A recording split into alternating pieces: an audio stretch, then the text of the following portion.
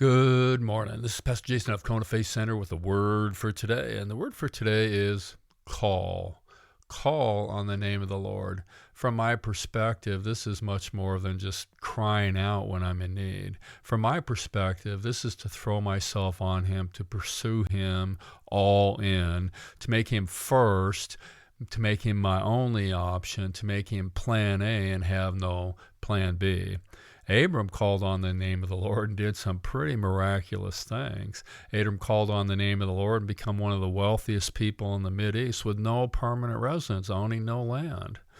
Abram called on the name of the Lord and went out and defeated the 4 kings and their armies, who had defeated the 5 kings and their armies with his 318 men and 3 allies. Abram called on the name of the Lord and refused to take the booty that was rightfully his, declaring that the Lord and the Lord alone had made him wealthy. David called on the name of the Lord for justice, and David said, "I've determined not to sin."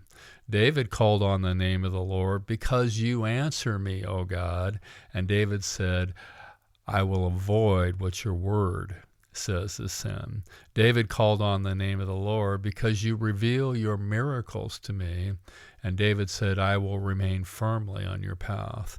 David called on the name of the Lord to guard him, to keep me as the apple of your eye. And David's response was, "I'm all in, Lord." David called on the name of the Lord to hide him under the shadow of the Lord's wings. And David's response was, "I will follow you." David called on the name of the Lord that by your power rescue me, Lord. And David's response was, "I am yours, Lord." David called on the name of the Lord and said, "I will see your face." David called on the name of the Lord and said, "I will be satisfied in seeing you." Jesus said, "Ask, seek, knock." Call on the name of the Lord.